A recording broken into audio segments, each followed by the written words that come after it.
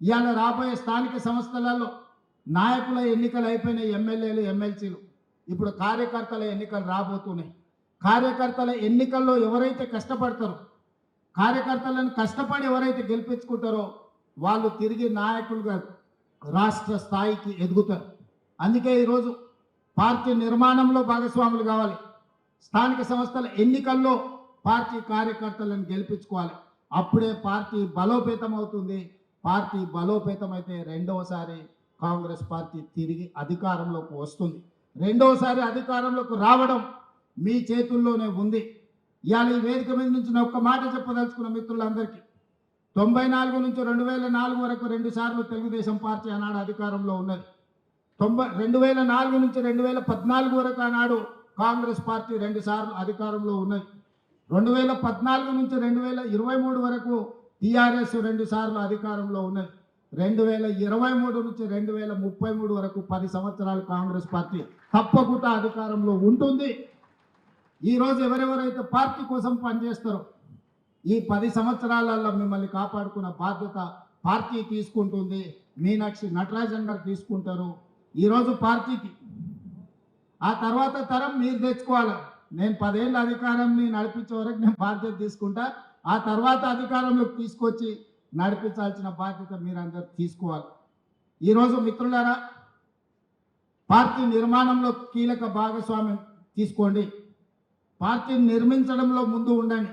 ఇవాళ కాంగ్రెస్ పార్టీ జాతీయ స్థాయిలో సంక్షేమ పథకాలు కావచ్చు, ఆడబిడ్డలకు ఉచిత ప్రయాణం కావచ్చు, లేకపోతే ఆడబిడ్డలకు రుణమాఫన 0% వడ్డీ కావచ్చు. ఈరోజు నిరుద్యోగ యువకులకు సంబంధించి దేశంలోనే మొదటి సంవత్సరంలో 60,000 ప్రభుత్వ ఉద్యోగాలు ఇచ్చిన రాష్ట్రం ఏదైనా ఉంది అని అంటే అది తెలంగాణ రాష్ట్రం. మన కాంగ్రెస్ పార్టీ అధికారంలోకి వచ్చిన తర్వాతనే సాధ్యమైంది. 10 సంవత్సరాలు వాళ్ళు ఉద్యోగాలు ఇవ్వలే. ఆనాడు నోటిఫికేషన్లు ఇస్తే పరీక్షలు లేవు, పరీక్షలు పెడితే ప్రశ్నపత్రాలు జిరాక్స్ సెంటర్లలో పల్లి బఠానీలు అమ్ముకునే పరిస్థితి. పబ్లిక్ సర్వీస్ కమిషన్ అంటే అదొక దళారుల అడ్డగా మార్చింది. కానీ మనం వచ్చిన తర్వాత వీటన్నిటిని ప్రక్షాళన చేసి 60,000 ప్రభుత్వ ఉద్యోగాలు ఇవ్వడం జరిగింది. అదేవిధంగా విద్యకు సంబంధించి టీచర్ల బదిలీలు 10 ఏళ్ళు చేయలే, 16 సంవత్సరాలు ప్రమోషన్లు ఇవ్వలే. మనం అధికారంలోకి వచ్చిన ఎంబడే 35,000 మంది టీచర్లను బదిలీ చేసినాం, 22,000 మంది టీచర్లకు ప్రమోషన్లు ఇచ్చినాం, 11,000 మంది టీచర్ల నూతన నియామకాలు చేపట్టి విద్య మీద ఫోకస్ పెట్టి పేదవాడికి విద్యను అందించాలి, ఈ దేశ భవిష్యత్తు తరగతి గదుల్లో ఉంది అని చెప్పి ఈరోజు కాంగ్రెస్ పార్టీ నిర్ణయం తీసుకున్నది. సంక్షేమానికి సంబంధించి కూడా కాస్మెటిక్ ఛార్జెస్ మనం వచ్చిన తర్వాత 200% పెంచిన విద్యార్థులకు, డైట్ ఛార్జెస్ 40% పెంచినాం. రైతు రుణమాఫీ గురించి, రైతు భరోసా గురించి భట్టి గారు చెప్పిండ్రు. ఒక్క మాటలో చెప్పాలంటే 18 నెలల్లో రైతులకు 1,04,000 కోట్ల రూపాయలు ఖర్చు పెట్టిన ప్రభుత్వం దేశంలోనే కాంగ్రెస్ పార్టీ, తెలంగాణ ప్రభుత్వం.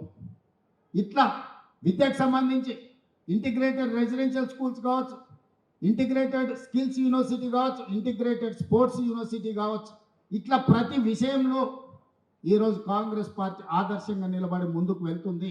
కులగణనకు సంబంధించి 100 సంవత్సరాల కళ ఎవరు కూడా ధైర్యం చేయలేదు.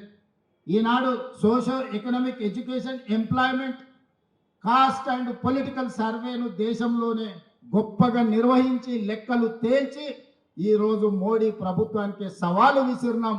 ఇవాళ రాహుల్ గాంధీ గారు పార్లమెంట్లో తెలంగాణ మోడల్లో కులగణన చెయ్యాలని పోరాటం మొదలుపెట్టి మనం జంతర్ మంతర్లో ధర్నా చేస్తే కేంద్ర ప్రభుత్వం మెడలు వంచి ఈరోజు కేంద్ర ప్రభుత్వం ఇవాళ జనగణనలో కులగణన చేస్తామని చెప్పి కేంద్ర ప్రభుత్వం ముందుకు రావాల్సిన పరిస్థితి ఈరోజు మనం కల్పించినాం. అదేవిధంగా మాదిగ ఉపకులాల వర్గీకరణ మీకు తెలుసు. 30-35 సంవత్సరాల నుంచి పోరాటాలు చేస్తున్నారు వాళ్ళు. ఎంతోమంది అందులో ఎంతోమంది ఎన్నో త్యాగాలు చేసి అలాంటి సమస్యకు శాశ్వత పరిష్కారం చూపించి ఈరోజు ఎస్సీ ఉపకులాల వర్గీకరణను దేశానికి ఆదర్శంగా ఉండేటట్టు ఈరోజు తెలంగాణ ప్రభుత్వము నిర్వహించి ఈరోజు మనం ముందుకు వెళ్తున్నాం.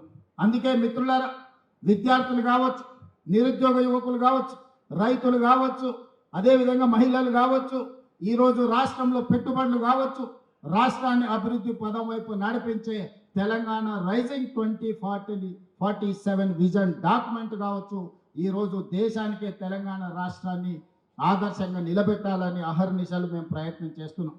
ప్రభుత్వం నడిపించే సమయంలో కొంత ప్రభుత్వ నిర్వహణలో మేము కొంత సమయం ఎక్కువ ఇచ్చి ఉండొచ్చు. అందుకే ఈరోజు మీ అందరి మీద బాధ్యత ఉన్నది, ముఖ్యంగా అధ్యక్షుడి మీద బాధ్యత ఉన్నది. పార్టీ నిర్వహణలో మీరందరూ క్రియాశీలక పాత్ర పోషించాలి. ఇవాళ గ్రామ స్థాయి నుంచి రాష్ట్ర స్థాయి వరకు పార్టీని నిర్మించాలి. ఈరోజు ఈ దేశానికి కాంగ్రెస్ పార్టీ తెలంగాణ రాష్ట్రం ఆదర్శంగా ఉండాలి. ఈ బాధ్యత మీరందరూ నిర్వహిస్తారని నేను సంపూర్ణంగా విశ్వసిస్తున్నా.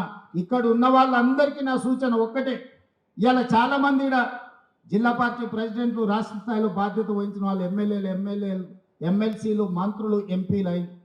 రేపు భవిష్యత్తులో కూడా పార్టీ పదవే కదా అని చిన్న చూపు చూడకండి. ఈ పార్టీ పదవే మిమ్మల్ని పెద్ద నాయకులుగా తీర్చిదిద్దుతుంది, గొప్ప అవకాశాలను అందిస్తుంది. పార్టీ పదవిని చిన్న చూపు చూసిన, పార్టీ ఇచ్చిన పదవిని నిర్లక్ష్యంతో నిర్వహించిన అది తీరని నష్టం మనకే తెచ్చిపెడుతుంది. మనం చేసే కష్టం మనం ఎదగడానికి ఉపయోగపడుతుంది. మనం చేసే పని 10 మందికి ప్రయోజనం చేకూరుతుంది.